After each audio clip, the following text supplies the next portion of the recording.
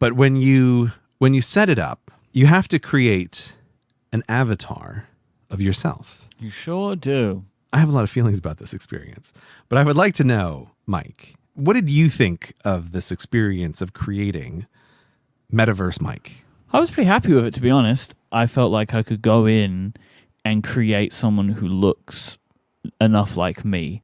By far and away, this was my least enjoyed part of the entire experience.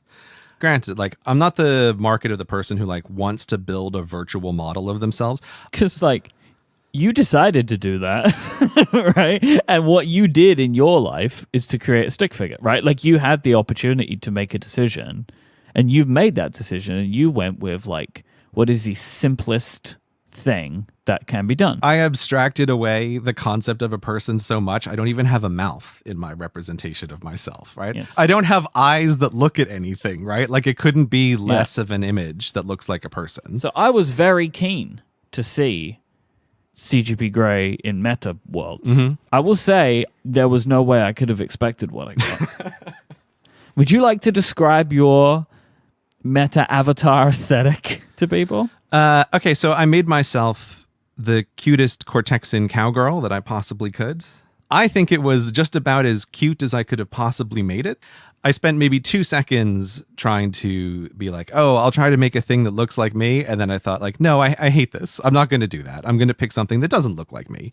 Because, I don't know, this is a virtual world. Like, why am I now being limited by the way that I look in reality? Like, something you need to understand, listeners, is that they have 10 body types. And the body types are also unisex. You know, I didn't know that. So you just picked you and you're like, oh, I'll just pick one of these bodies. And I was like, I don't want to be me. I'm going to be a cowgirl, right? So I'm like, where do I flip the switch for a female body? And then I realized, oh, there is no switch. The 10 bodies are just the ones that you pick from.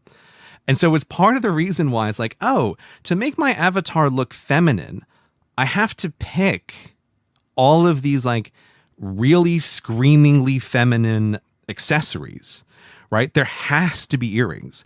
There has to be heart-shaped glasses. I have to put lipstick on. I have to put makeup on. I had to make my hair pink and in braids because otherwise the body doesn't read remotely as a female body because there's only 10 generically shaped bodies and like that's it. And I can understand why Facebook is doing this, but it's so strange to me because it's like, guys, video games have had this solved for like 30 years.